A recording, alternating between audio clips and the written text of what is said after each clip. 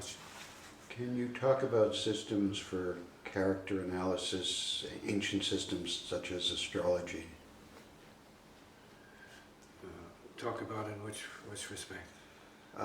Well, how they function, what validity you ascribe to them. I think the system is as good as the practitioner using it. Same with music. Music's a school. And as good as the one who's representing the school. So you can represent the school, you can represent a school of music, and you can represent one of these systems. But to what degree either music or these systems help you to understand an individual's karma, that's a whole other thing. So the, let's say, psychic ability of the practitioner of these systems would play into... Yeah, the systems have a basis. Right? Sometimes it's your birthday. That's a good start. But what does that mean to who? To who?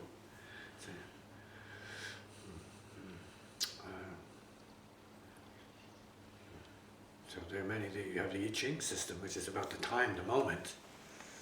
See?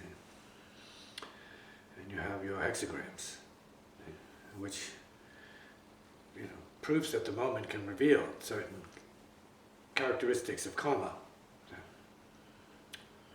So we know that that's relatively valid, very general at the same time, but it can be very useful. See? Because you agree with the process of having a reading for the time, and your mind is going to be opening up to see, well, oh yes, that's relevant, because you know your own mind, and your mind is full of all kinds of possibilities and karmic issues and situations, so you can find some relevance there. Sometimes it can be right on, that's coincidental. Yeah. So the moment can reveal itself in that sense. And it can be useful. Depends on where you are with your karma and what the interpretation is, and how you interpret it. Because it's a matter of subjective interpretation, or there can be an objective interpretation that goes beyond the subjective interpretation, by a reader. It could be, let's say, an I Ching specialist who can see even more than you would see or read from a book of basics, let's say, stock interpretations, like the way the book is written. The I Ching book has interpretations. Then you can go deeper depending on the intelligence of the person. You can have a mathematical mind take it to a certain place, and you have a psychological mind take it to another place. So you can have a physics mind take it to a whole other place. See, reflecting more the qualities of the mind and the reader. See, so then we're talking about the reader. See, this is my point, the musician. See, the artist. This is what's important. So let's say the reader is working within a framework of established principles and... Well, we can also allow for, let's say, there's the knowledge part of it. That is the science of whatever system you're talking about.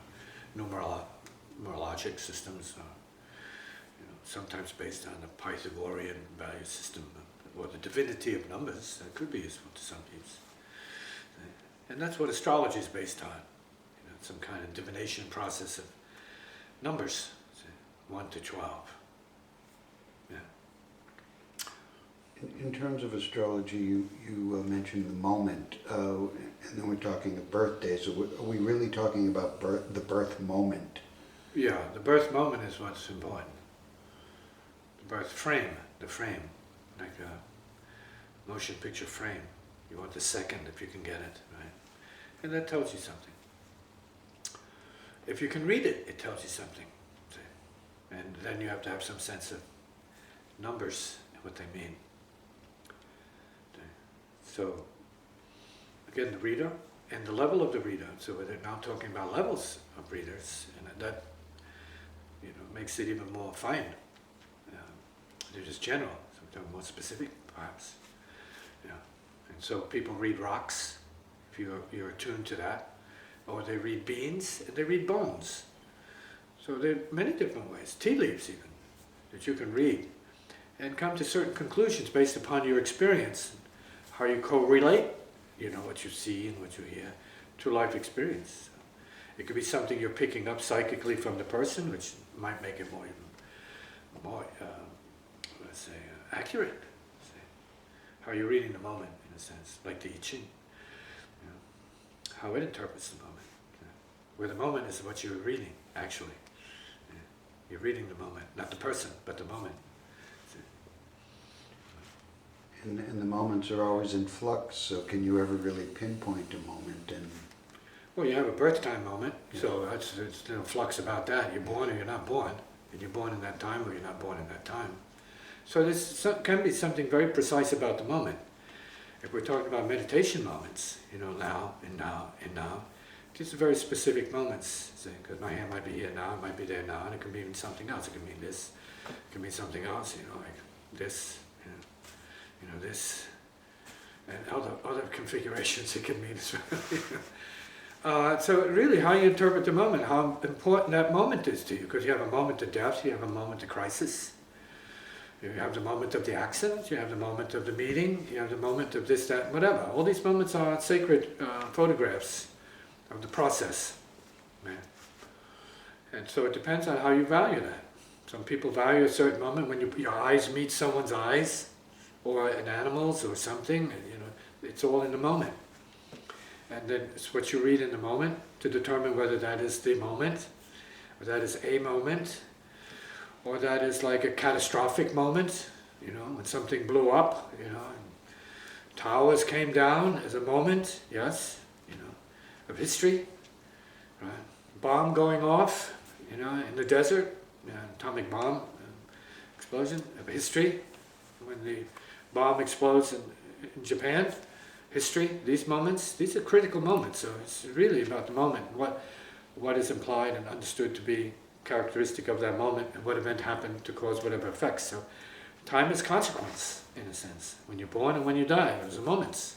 See, so we don't want to, let's say, devalue the significance of the moment, because you're here in the moment, the next moment you're not here. This is very critical. So, we're living in a stream of consciousness. So we can take it lightly. Oh yeah, a few moments ago I was drinking this, I was sitting and talking this. No consequence, so to speak. But what's actually happening is time is running out. So there's a consequence. We don't have much time. If you're talking about the astrologic system of analysis or character analysis, character assessment, let's say character, let's say some kind of penetration, right? Get to the core of the person. That's a time approach to it, but that's not an invalid approach. The time, born at a certain time. With astrology, you see time continually influencing you. So I would say astrology is a very sophisticated system, a very complex system of time analysis, which deals with the continuum in terms of transits. So that could be very useful to people, because you can keep up with your changes in your time, let's say, progression, through transit analysis over and against your birth time, your natal analysis. And you have a constant with your birth time, and you're seeing everything else affecting it, because you are the constant. You were born at a certain time, and everything else is kind of like, happening and evolving around you. And so that's really true to life, in a sense, and true to the function of the planets, which is being continual rotation and continually exerting their influence upon each other. So it's not even about on you, but upon each other. See? So we're talking about continual, complex inter-influence, interactive, intermeshing, interpenetrating influence. And that's what the solar system is, that's what life is. And the solar system is a good place to begin with that. It's not that you have to believe one person's interpretation more than others, because it's really about your realization of what your purpose is and what time is to you. See, and how you analyze the forces that the planets represent, or you can create your own system based upon your experience. So it's not like it's the let's say the end of let's say interpretation, but it could be a beginning of a whole other level of interpretation depending on your perception. So then we're saying that these systems are based upon somebody's perception, and that perception, if it's true perception, then it could be seen as valid across the board by people of a similar mind, like tea leaf readings, as a way of doing it. I guess you could do the same with marbles, you know, if you can figure out and design a system where marbles are shown to be the oracle. Why not? Remember, it's not the marbles, it's the person who's using it. So it's intelligence in every case. It's your consciousness in every case, psychically or intuitively speaking, is a word we need to bring into it, where you can bridge the gap, where you can just know what it is. So I think that's a good start. Does our birth time indicate our tendencies towards certain types of programming? It can. Yeah. I mean, I think that's been scientifically proven. Otherwise, you wouldn't have astrology as strong as it is today. If there wasn't some form of validation, and it's not psychic. I mean, it's just, you know, you see a bunch of planets in a house, an area there. You can go to the bank if it's the correct time, that the person's going to have definitely a story about their life that indicates and corroborates where this stellium or conjunction, massive conjunction is in their particular configuration, you know, planetary pattern and so on, their signature, what their planetary signature is. There's no doubt about it. You have 8 planets in the 12th house, this person is either going to be in confinement, have a lot of stories about confinement, it's going to be a focus, or the hospital. No getting around it. So it could be a doctor, or a patient, person with,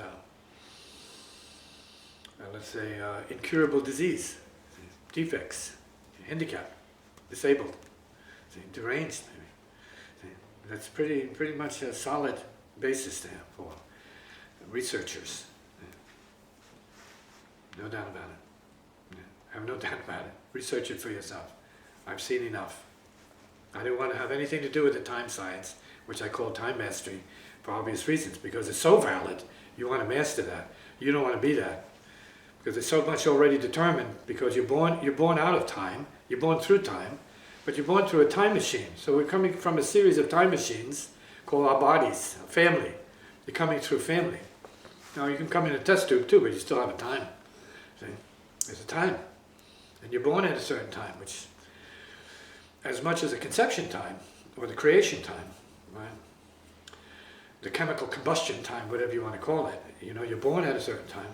You take your first breath, and that sets up a whole different cycle of unfoldment.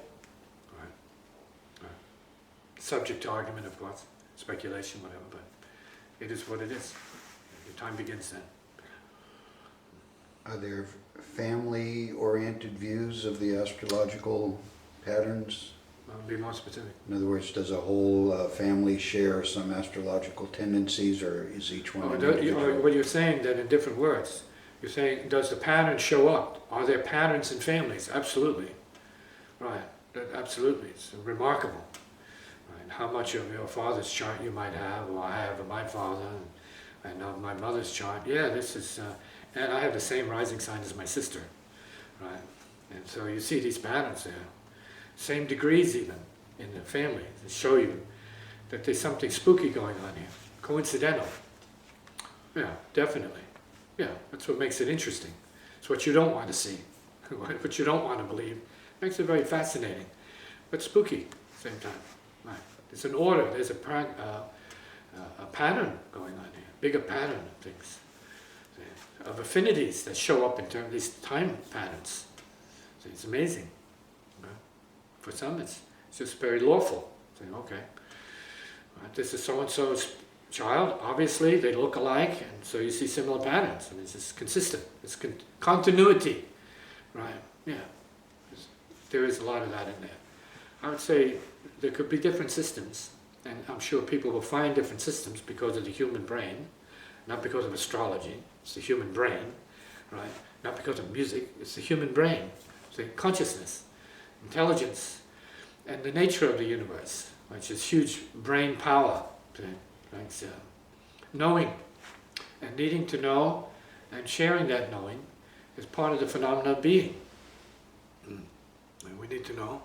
And when we start to, let's say, become more resonant with other forms of our own existence, like what we're calling extraterrestrials, we are the extraterrestrials, but there are infinite varieties of our own nature right here on the planet. So clearly, in terms of the bigger picture, the grand universe, the grand cosmic universe, we're going to find even more so.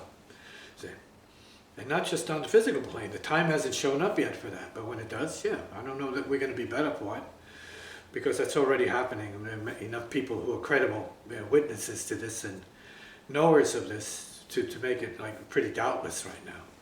You know, when your number comes up, then you have to deal with that. Yeah. And we're not saying it's good or bad. You have to deal with the shock of what that is when the time comes. But we're not talking about interdimensional realities, but there are many interdimensional realities, dream realities, that are even more powerful and more real than this. And you go back to native lore to find the truth of those things, whether they are myths or legends, or let's say beliefs. Right? But we are part of the universe. So the intermixing of species relative to the universe is not unnatural. It is absolutely perfectly natural. But are you ready to handle that when the time comes? Certain interactions between the interspecies have not always been rewarding and healthy, see, because they have different vibrations, different levels of toxicity they bring to the Earth, and that's what we're talking about. See, the moon landings have not brought peace back to the Earth. They brought intergalactic toxification to the Earth, and so the Earth is paying for Earth's exploration, Earthling exploration. Right? You step out of this dimension, Earth dimension, into a lunar dimension, and we have to pay for it, and we're paying for it. Okay. And if we go further out, then we have to pay for that. See, because we're not immune to it. We're not designed to have it, so we have to protect ourselves, and that's what spacesuits and spaceships are for, to protect us. See, because we're not ready for that, and we're not talking about imagination. This is real, right? Real. We're not ready for the solar system until we're ready for the solar system, right? So we have a zillion problems to resolve yet before we get to the ability, if we even survive the changes that might be coming down pretty soon as the Earth is starting to shift and, let's say, change, right? Because that's what the Earth is, it's change. As that starts to happen and things start to loosen up a little bit more as the Earth reconfigures herself, we have to see what's left for us to do. Right, so moving out into space is part of it. Moving into the Earth is also part of it. So we have both directions. People are going deeper into the Earth. People are wanting to go further out into space. We're not saying one is better than the other. So, you're going to be killed down in the Earth, one way or other, and you're going to be killed out in space. So we're here to be done in. The idea is, you know, I think the Earth right now is the comfort zone. It's the purgatory. It's the in-between. It's in the middle. It's a safe zone and it's a danger zone at the same time. It's a safe danger zone. So do ongoing astronomical discoveries influence or alter the astrological time reading? For what? What do you mean? For example, in discovery of a planet or discovery of... Oh, okay. I mean, it's not going to change the time reading in any way. You just have more things to factor into it. Like there may be other things discovered as we move on, see, as we become more aware of what's going on. Yeah, and I mean, even that's a dynamic, let's say, expansion, but there's a static expansion. There's still a lot more that we don't know about the Earth and the ocean. See, I mean, we're beginners. On the verge of knowing things and learning things about the Earth. I think that's a given. Any status quo knowledge is already obsolete. Because of the nature of consciousness in the mind, which is infinite and vast, we shouldn't get comfortable with any body of knowledge. We should use it all, see, as much as it can be used. And we're beginners in the exploration of consciousness. We're children. We're babies. See, we're babies. We're still in the in the crib, in many ways, and that's a safe place to be. But we have to outgrow it. Change is going to force us. The Earth will force us. The Mother will make us outgrow ourselves because it's do and die. It's not do or die. It's really do and die. We have to step up to that and be human and mature. That is to say, death ready to die, because that's what's in the making. See, we're here to die. See, it's noble beings, or it's frightened little kids. See. And do the heavenly bodies, including the Earth, have a birth moment? Obviously. Usually something, if we're talking of cosmic dimensions and proportions, is usually something catastrophic. See, it gives birth. So we're born in the, let's say, the way of catastrophe. So cataclysmic, sort of like, let's say, processes. Which we're using big and scary words, but that's just nature. Nature is that. Nature is cataclysmic at the atomic level, at the human level, at the earth level, at the universal level. So astrology depends on or overlaps with mathematics to a degree. Yeah, it's science. It's really science. It's astronomics figured out. Astrophysics understood, see, psychologized. See. But it's more than that. See, it's not just having an answer. I mean, there's something there that psychics, intuitives have come to bring to the human field of knowing. See, so it's really about understanding patterns. And everybody's free to understand them in their own way. So you don't have to believe any. If you have your own sense of what it is and that works for you, then you're your own system then. That's why I call it time mastery. Most people call it astrology, but nobody is that, so I have to call it time mastery because it's something you need to get beyond. See? Is mathematics a human creation or a human discovery? I think it's a recovery. It's really a recovery. I mean, it's all about that. It's about numbers. It really is about numbers because we're talking about pulses. Once you start to perceive pulsation, then you're in time. If you're in time, then you're in numbers. So I don't think there's any way to escape that. That's pretty much the way it is. Whether it's counting breaths or counting wavelengths or counting heartbeats, it's all like that because we're talking about the pulsation universe. See? Life is pulsation. It's the sign of life. It's the proof of life. It's the evidence of life. There's no escaping it. It's not about any kind of physics revelation, is it? That's life. Life is pulse. And what about beats? It's beats. Rhythm. Yeah. Cosmic rhythm. And with a system like Tarot, is that a less cosmically aware system? That might be more complex. Tarot is an ancient system. I'm not a Tarotist, but I have a sense for it, say, with pictures and images. And, we are as humans are not so much thinkers. I had a conversation today with a relative. It's all about thought. No, it's not about thought. It's about image, perception. It's not a thought. See? Exactly. It's not like a word. And this is something that's like more deep than that. See? It's deeper. It's on a deeper plane. See? So we can see and know, like a sunset. It's not a thought. It's an experience. We can see and know a lot from that if you're open to what that is or what it reveals to you. It's like nature. It's like the wind. It's not a thought. Yeah, we can call it a word. Boom, thought, boom, word, but it's more, it's a process. It's not just a moment, a flash. No, it's a breathing. And breathing's not a thought. I mean, we're referring to it, but breathing is a process. And we can say, oh, well, we're thinking about it. Yeah, but you can stop thinking about it and you're still going to be breathing. Or you're dead. And I don't mean that as a thought or a word. I mean that as done, finished. And you're gone and you're into the next adventure, as it might be called. It's all about adventures. With something like Tarot where there's selection of cards, is that a random process or does that tune into something that That's can... I Ching. That's just the nature of things. It depends on who's reading it. You have a bunch of leaves falling down and you have a bunch of broken glass there. Somebody can read it. So you can't say, well, a bunch of glass is just garbage, broken glass. There are people here with intelligence that can read that. Who knows what a human is? A human is not just a body with a face. It's a mysterious intelligence. But the potential is what we're talking about. It's not because a person is academic, is self-gratified, relative to degrees, and walking around like a peacock. Oh, I'm this and I'm that, I'm important. Well, I think that's a starting point. Yeah, you're important. The first step is important. You need an education, that's why you have one. Then you have other people like Leonardo da Vinci didn't need an education, he's educated himself.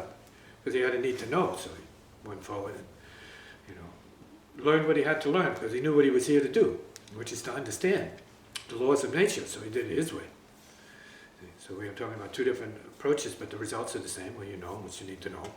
Who cares how you get there? With a school, I mean, life is a school, so you can use your intuition. If you have a strong enough need, then you'll learn what you need to learn without having to go to school, because life is a school. Life taught me how to play the guitar. Can a study of astrology lead to, let's say, paralysis and the inability to act without consulting the stars? Can it lead to it? You mean fanaticism? Yes. Well, of course, anything that is helping you can get stuck in it. So the idea, of course, is to take into account all these different systems that might work, might not work, but then have some courage in you, have some boldness to step forward despite that, because we're in time. So it's easy to predict certain things, because we are in time. Time is self-revealing. Yeah? So they are, predictables. And I mean, that's part of science, is to be able to predict. So that's built into us. It's not about science. There's nothing outside of us that is, where the predictions come from. So it's not about science. This intelligence created what is called science. But it's not limited to any kind of form of science. See, it's infinite. Knowingness. So it's not about science. Science is part of the process. Science is in the middle. It creates science, it creates knowing, it creates life. All together. Yeah.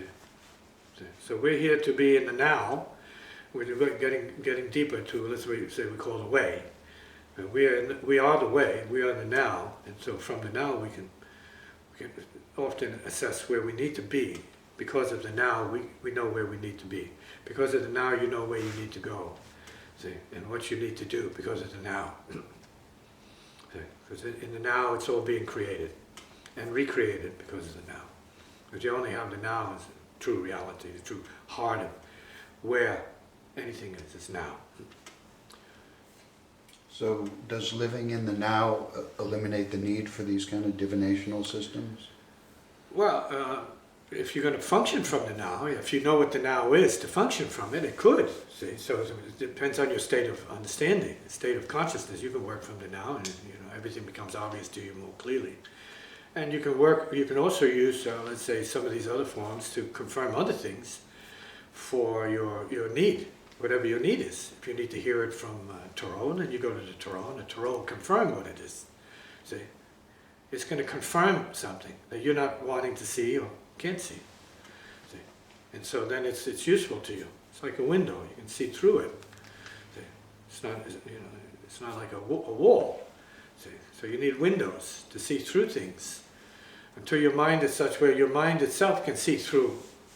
Like everything becomes a window for you. You can see through everything, what you need to see. So that's a state of consciousness. That's not a state of belief. That's a state of reality when you get there. It's no believing. You either know or you don't know. You can believe that you could know. That could be useful. Right? You have a sense that someday you want to know. So that could be useful. You know you can know. That's useful. You can know you can't know. See, until you're ready to know, you can know that. Say, I can't know this yet, but someday we have an intuition that we're in touch with the knowingness of the let's say the omniscience of the soul, the inner reality. We feel connected to that, the all-knowing nothing. We are that. Say some call it God consciousness.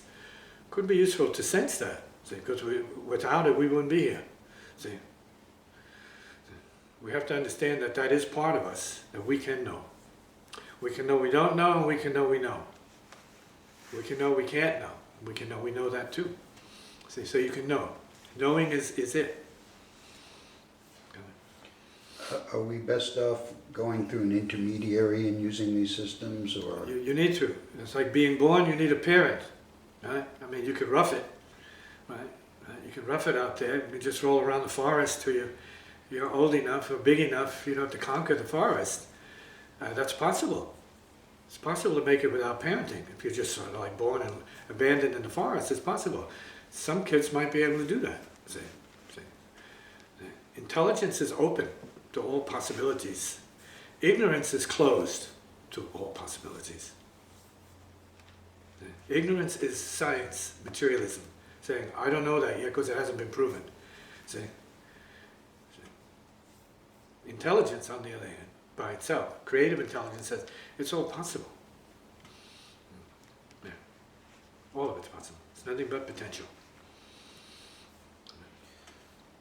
Is the use of these systems inherently spiritual, or can they be approached materialistically, or? Well, we don't know what spiritual means exactly, for the most part. What we mean by spiritual means subtle. Subtle, yes, it's subtle. Chemistry is subtle. See? Intelligence is very subtle. What we know relative to culturing is maybe superficial. It's maybe not so subtle. See? And useful. The idea is that it's useful. Education is useful. See, it has a sacred purpose to inform those who are not informed from the inside.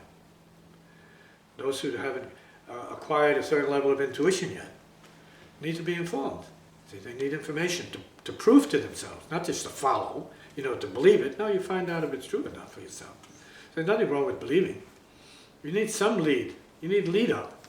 So if you believe in the universe, till you get to the point where you're actually studying the universe and making changes in the universe, sending spaceships out. Because you got to believe. You got to believe you can do it. Say, I think I can do this. I've not tried it, but I have a sense. You have an intuition about it. Say, I believe. So believe is a funny word. It has a superficial connotation to it, and then also say, no, I have the sense. I know. I believe it's possible. See, to get over this problem. I believe it's possible to resolve, let's say, international conflicts. I believe it is possible. You know that it can be done under certain conditions, right conditions, the right changes, modify it. So enable some kind of, let's say, proof of this resolution to come to. Is that kind of knowing simply a resonance with the field of what is? Well, that kind of knowing is true to our nature, which is knowing. Knowingness. That's the heart. Perfection. See, it's already here. It's the as it is already.